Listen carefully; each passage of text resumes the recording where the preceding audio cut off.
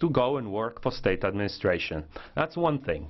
Now, a second remark, let me add, something I mentioned before, but I would like to come back to it. In our report, we've been saying that there are large differences between SMEs in particular member states, depending on the country, and there are also different barriers that companies face. And the level of the hindrances are very difficult as well. So I think what we should take into consideration are also the differences, because problems are different for companies in Poland or in Baden-Württemberg. And I think the Commission should take that into consideration as well. Thank you very much. Thank you very much for these ideas. Honourable members, now I close the debate and the vote will take place tomorrow. Now we move to the last point on our agenda. It is a report, again, the report of Mr. Ježek, prospectus to be published when securities are offered to the public or admitted to trading. First, I give the floor to Mr. Ježek. The floor is yours for 4 minutes. Madam Chair, Vice President, colleagues, well, the best news comes at the end of the day. Let me recall that in the Parliament we have adopted an innovative approach to the Commission's draft prospectus regulation. Before I outline our approach, let me remind us on the objective of prospectus review. It is the first proposal of the Commission in the context of the Capital Markets Union. Currently, prospectuses are burdensome documents. An equity prospectus costs on average 1 million to produce, €1 million. Therefore, there is need for less cumbersome prospectuses for both investor protection and to reduce the burden on issuers. Our former colleague, Philip Debata, drafted an ambitious report which had the core aim of moving towards a true capital markets union through harmonising the EU regime for SMEs and issuers between €1 million and €20 million by offering them the opportunity to produce a lighter prospectus called the EU Growth Prospectus, reducing fragmentation and capping the limit of national discretion, reducing burden and costs on issuers, and ensuring investor protection. I fully supported the draft report, and when I took over the file, I was able to work constructively with the other shadows to invent even a more tailor-made concept which fine-tunes the details of the growth prospectus. I am glad that the majority of groups share the same objectives: a truly European regime which harmonises prospectus requirements, a reduction in national discretion in terms of smaller issuances, a focus on reducing burdens for SMEs, notably through supporting a lighter prospectus regime for those issuers. Other issues discussed in Shadows meeting included provisions on advertising, risk factors and the prospectus summary. We reached a broad agreement in the Econ Committee, and I'd like to thank the shadow rapporteurs for their support. I appreciate it highly. I look forward to hearing comments from the Vice President and colleagues. Thank you, Madam Chair. Thank you very much for these opening remarks. And now I give the floor to Vice President Dombrovskis. The floor is yours. Honourable members, I am pleased to have this opportunity to discuss the proposal to streamline the Prospectus Directive. The proposal to reform the prospectus was one of the first actions of the Capital Markets Union Action Plan. Prospectuses are the gateway for companies raising capital in Europe. Our proposal has a simple goal: to create a simpler, faster and cheaper prospectus regime. Simpler prospectuses should make it easier for companies of all sizes to raise the capital they need to grow their business. Simpler prospectuses means that less money is spent on legal formalities and more energy can be devoted to creating business and jobs. I am grateful to Mr. Ježek, the rapporteur, and the prospectus negotiating team in ECON for the hard work they have done on the initial proposal. I also want to acknowledge the IMCO committee's contribution and extend my thanks to Mrs. Ford and her colleagues in IMCO. A prospectus should provide a clear and comparable information on a company so that any company can raise capital across Europe with a single document. But not all companies need to or want to raise capital across Europe. This is why the harmonised prospectus should not be needed if small sums are raised locally. This is why we propose that up to €10 million can be raised without a prospectus. This is because requiring a harmonised prospectus for such small amounts creates disproportionate cost. Up to 10% of the amount raised for equity and up to 5% for debt issuance. This, we believe, is too much money spent on a prospectus. There is no point in imposing such a costly requirement on companies wanting to raise small amounts without the benefit of prospectus passport. We are interested in the Parliament's proposal of creating a tailor-made EU growth prospectus for small companies and for capital issuances up to €20 million. The cost of producing a prospectus must be proportionate to the investment sought. For the EU growth prospectus to be truly successful, we need to make sure that it stays as light as possible for small issuers, of course without sacrificing proper investor information. You will recall that one of the reasons we proposed a new prospectus regulation with a wider range of exemptions was because the previous, supposedly lighter regime failed to be meaningfully lighter than the full prospectus itself. The prospectus summary is particularly important for retail investors. It is an area that has worked well, and we welcome Parliament's aim to streamline and simplify the summary of the prospectus further. Our proposal simplified so-called secondary issuances for firms that are already listed on a stock exchange or any other regulated market, which make up a large majority, some 70% of prospectus issues. We are supportive of Parliament's aim to extend these alleviations further. We also welcome the suggestions of the Parliament of the need for a fast-track approval for so-called frequent issuers, because information of such issuers is already available and regularly updated. We think that the fast-track approvals for frequent issuers have a great potential to streamline resource to capital markets and make European industry more competitive on a global scale. There will be a few issues that will still need to be discussed in trilogues, notably on how the Commission's proposal to make the prospectus mandatory only as of €10 million fits with Parliament's proposal to create an EU growth prospectus that would apply for a capital raised between €5 and €20 million. I am confident that an appropriate solution can be found that meaningfully reduces burdens for Europe's smaller companies raising capital to grow. I am grateful for Parliament's support. Let's work together to get this adopted by the year end and support businesses that create jobs in Europe. Thank you. Thank you very much, Vice President. Now we will hear the opinion of the Committee on International Market and Consumer Protection from the Chair of the Committee in 1.5 minutes. Thank you. Small businesses are the backbone of our economies, and if we want to succeed, we must help them to grow, and that means making it easy for them to raise funds.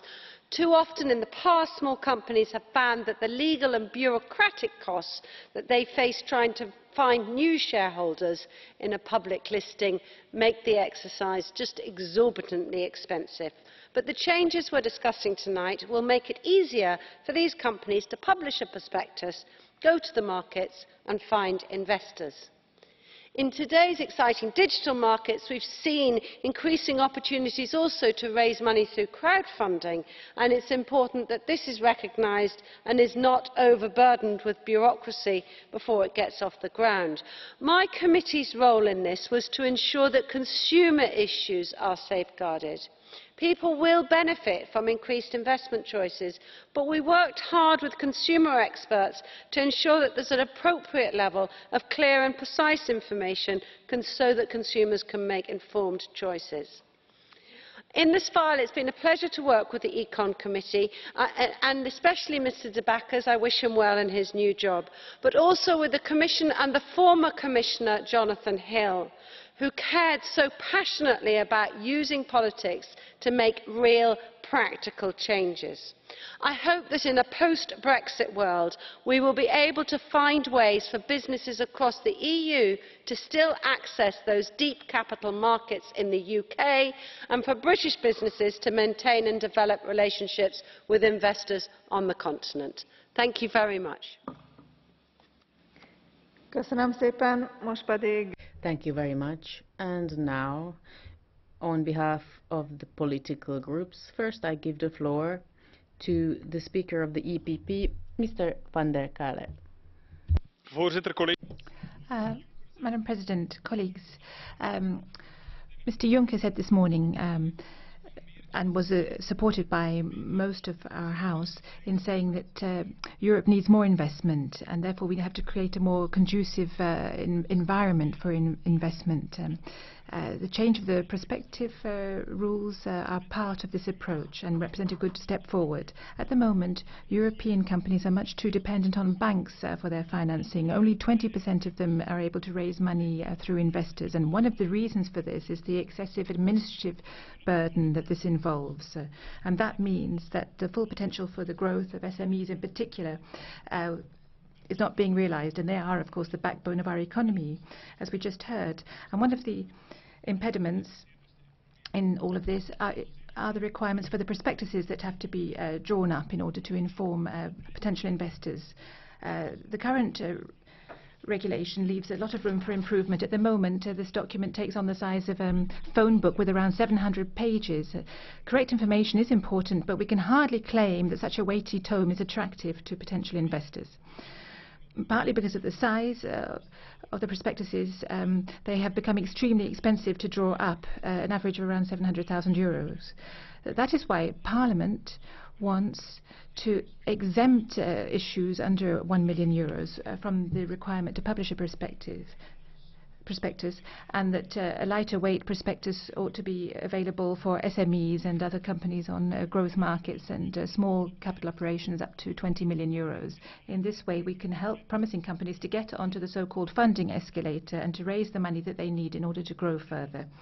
Also, Parliament is requesting that for all issues above 5 million euros, one harmonized prospectus regime should apply instead of 28 different national ones. Colleagues, the text that is put before you makes it easier for SMEs and young companies to raise money. That is the position that I will defend on behalf of the European People's Party during the upcoming negotiations, and I hope that everything will go so smoothly as our cooperation has been with Econ. Thank you. The next speaker on behalf of the Socialists and Democrats, Madam Jill, for 2 minutes. You have the floor. Vice President, firstly, my congratulations to Peter Ježek for the outstanding work he has done on this important report, taking over halfway through the process. Creating a good prospectus regime is at the heart of Capital Markets Union. In 2014, just 1 in 4 prospectuses were passported, meaning that vast majority of issuers raised capital in their own member state. We need to change this. We need an EU where capital can flow freely and does not stop at member states' border. Plus, it could also help gain access to funds from institutional investors who are sitting on their capital because of the current climate of low interest rates. So if we are to unlock the potential of capital markets for SMEs, it is vital we make prospectuses less cumbersome, cheaper, and cut out lengthy and excessive work of banks and lawyers. Therefore, this report is reducing red tape and legal fees, and by raising the threshold to 1 million, we make it easier for SMEs to tap into the capital markets. There are almost 400,000 SMEs in my constituency, the West Midlands, and I welcome that this report proposes there is a single standardised document for SMEs to sell their securities. This will make it easier for them to get access to potentially cross-border finance they need to scale up their businesses and get to next level. By limiting the number of pages in the prospectus summaries, I believe this information has in the past made it unattractive for SMEs to raise capital. Another key feature of this report is harmonising investor protection rules across different pieces of EU legislation. CMU will only succeed if it tackles the problem of fragmentation of practices within member states. Overall, this report achieves a number of key objectives which will hopefully lead to deepening of capital markets with or without UK. Thank you. Köszönöm, képviselő asszony. Thank you. The next speaker will be Mr. Viegas in 1 minute. Thank you. We mustn't forget the importance of having greater transparency on the market while at the same time protecting consumer interests and also facilitate investment. We don't want this key step to undermine that, but at the same time the Capital Markets Union will of course strengthen the financialization of the markets, so we need a level playing field in terms of equal information. We see new products, financial products emerging every day, and they are increasingly complex. The private sector sees that this as a problem, and the maximization of profits through financing is also a problem. And this, to a certain extent, only favors multinationals. Thank you. Thank you very much. Mr. Urtasun, in 1 minute, please. Thank you, President. First of all, I'd like to thank the rapporteur, Mr. Ježek, for his work. I have to say that overall there are things in the report that we don't really like. We think there are too many exceptions, and the lighter regime, we think actually these are too large, particularly the regimes for SMEs which are an exception to the rule. We think this will be too broad in terms of exceptions. Now, there are a couple of points that we think should be introduced in Articles 6 and 17. We wanted to have a health warning. In other words, that small investors should know if there's a problem with a particular product. We've had huge problems with these risky products that were sold in Spain. Köszönöm. Thank you very much. This is the end of the speakers, and now we come to the catch the eye procedure. Only one speaker, Mr. Marias, will speak. Please take the floor.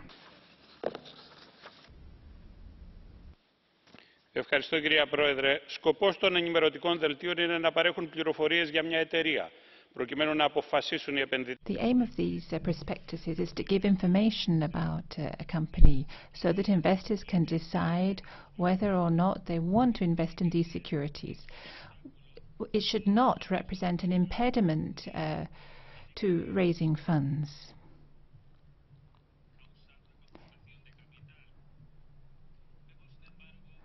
However, there's a lot of bureaucracy involved, and the costs as well are very high in producing such prospectuses.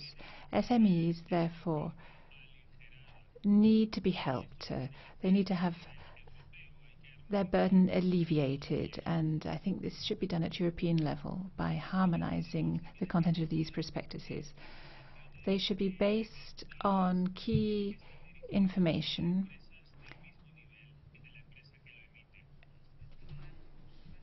Thank you very much. Now I give the floor to Vice President Dombrovskis. So, Madam Chair, honourable members of Parliament, Mr. Ježek, Mr. van der Kendeleer and Mr. Marias. I hope I didn't miss anyone. Madam Gill, terribly sorry. Anyway, it seems I had been in later debates, but it seems to be a record for me in terms of plenary attendance. Nevertheless, I would like to thank colleagues for their support and constructive approach. I sense an appetite to take this proposal forward quickly. And I hope the plenary vote will enable us to do just that and start trialogues already in the coming weeks. We seem to all agree on the objectives of the proposal, so let's get this Capital Markets Union initiative done still this year, to support companies get the investments they need, and to show we mean business in our work to build a single market for capital in Europe. Thank you very much. Thank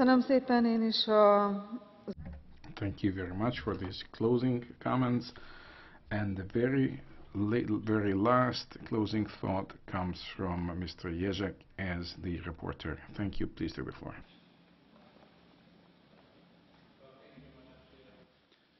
Thank you, Vice President. Thank you, colleagues, for your contributions. I appreciate highly the time spent here by the Vice President and his team. It's really rather a record.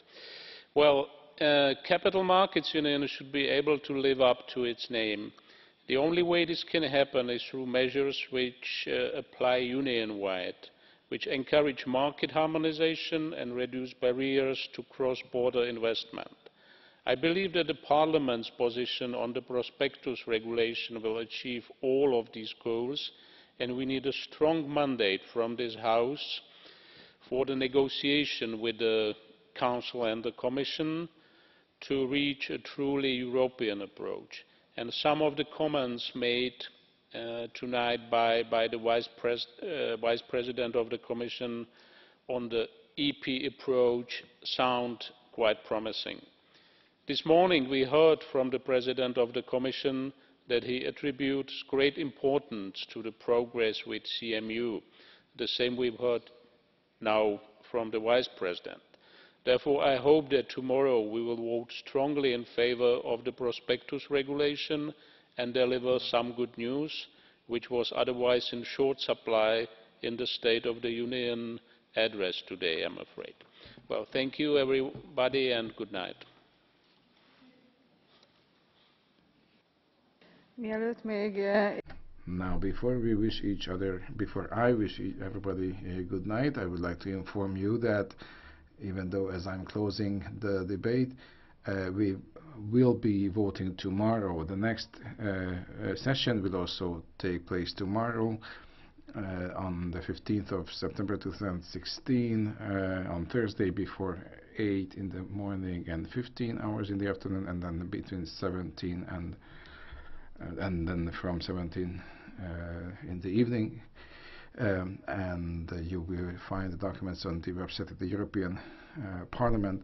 Thank you for everyone. Thank you for the Commission. The President kindly thanks the interpreters for helping the work of the House. Good night to everyone, says the President, the Chairperson, and the meeting is closed.